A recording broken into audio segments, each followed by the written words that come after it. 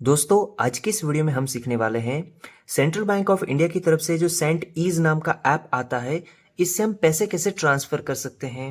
इसके लिए सबसे पहले आपको इस ऐप को ओपन करना है और अपना रजिस्ट्रेशन प्रोसेस है वो कंप्लीट कर देना है। फिर यहाँ पे आपको इस ऐप में लॉगिन कर लेना है।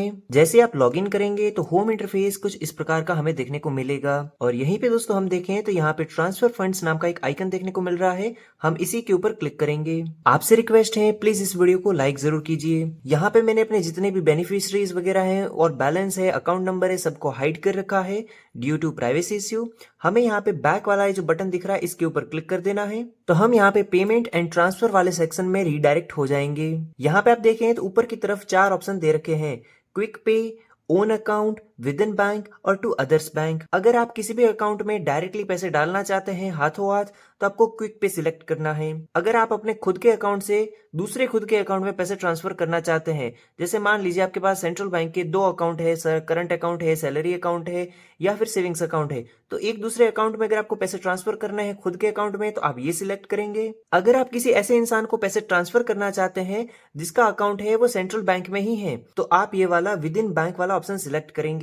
और अगर आप किसी ऐसे इंसान को पैसे ट्रांसफर करना चाहते हैं जिसका अकाउंट सेंट्रल बैंक में नहीं है, किसी और बैंक में है, तो आप टू अदर्स बैंक को सिलेक्ट करेंगे। परंतु दोस्तों हाल फिलहाल में मैं ये तीनों में से एक भी चीज आपको नहीं बताने वाला हूँ। मैं अभी बताऊंगा क्विक पे के बारे में, क्योंकि यहाँ से तुरंत पैसा ट्रांसफर हो जाता है बिना किसी दिक्कत के, तो हम इसी को सिलेक्ट करेंगे। यहाँ पे दोस्तों सबसे पहले आपको अपना अकाउंट सिलेक्ट करना है, किस अकाउंट से आप पैसे ट्रांसफर करना चाहते हैं। मैंने वो अकाउंट सिलेक्ट किया है। यहाँ पे पूछा जा रहा है सेंट्रल बैंक ऑफ इंडिया। आप जिसको भी पैसे ट्रांसफर कर रहे हैं अगर उनका account central bank of India में है तो आप इस ऑप्शन को अनेबल करेंगे, अगर नहीं है तो इसको ऑफ रहने देंगे जैसा अभी मैंने रखा है।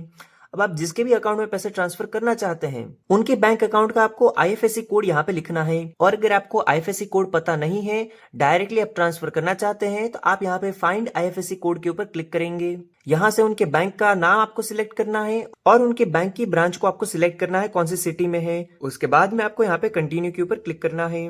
आईएफएससी कोड की डिटेल्स एंटर करने के बाद में हमें उनका अकाउंट नंबर लिखना है जिसको हम पैसे ट्रांसफर कर रहे हैं, और वही अकाउंट नंबर आपको दूसरी बार लिखना है ताकि कंफर्म हो जाए। अब आपको थोड़ा स्क्रॉल डाउन करना है और यहाँ पे आप देख सकते हैं पेई अकाउंट नेम वाला ऑप्शन आया है।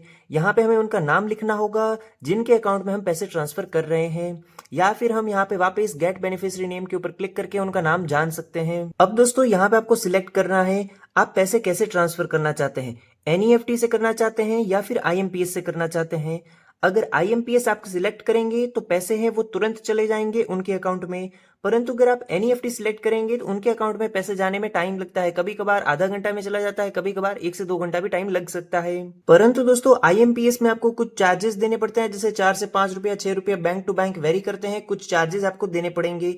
एनईएफटी है वो बिल्कुल ही फ्री ऑफ कॉस्ट है। अब आप यहाँ पे देखें तो यहाँ पे आपको अमाउंट लिखनी है, कितना आप पैसा ट्रांसफर करना चाहते हैं वो यहाँ पे आपको लिखना है। उसके बाद में यहाँ पे आप रिमार्क्स में जो भी चाहे वो सिलेक्ट कर सकते हैं, ये आपकी इच्छा है, या फिर आप कुछ एंटर करना चाहते हैं तो कर सकते हैं। मतलब कुल मिला के यहाँ से आपको पर्पज सिलेक्ट करना है, आप पैसे क्यों भेज रहे हैं। फिर उसके बाद में हम यहाँ पे कंटिन्यू के ऊपर क्लिक करेंगे। और दोस्तों मैं आपको बता दूं, ये जो क्विक पे वाला ऑप्शन है यहाँ पे आप ज्यादा से ज्यादा 20,000 रुपए ट्रांसफर कर सकते हैं। अगर आपको उससे ज्यादा ट्रांसफर करने हैं तो आपको वो अदर्स बैंक अकाउंट या फिर विद इन बैंक अकाउंट वाला ऑप्शन सिलेक्ट करना होगा। वहां पे आपको पेई है वो ऐड करना पड़ता है। पेई ऐड करने के बाद में वहां पे आपको पेई को एक्टिवेट करना होता है, जिसमें लगभग 2 से 3 घंटे का टाइम लगता है, कभी कभार 1-2 दिन का भी टाइम लग जाता है।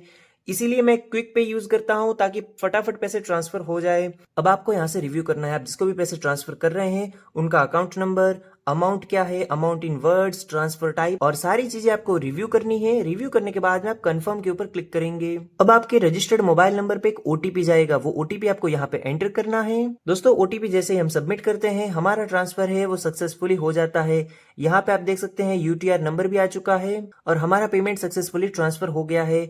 अगर आपको कोई भी परेशानी आती है तो आप मुझे कमेंट में बता सकते हैं। आज का वीडियो देखने के लिए आपका धन्यवाद।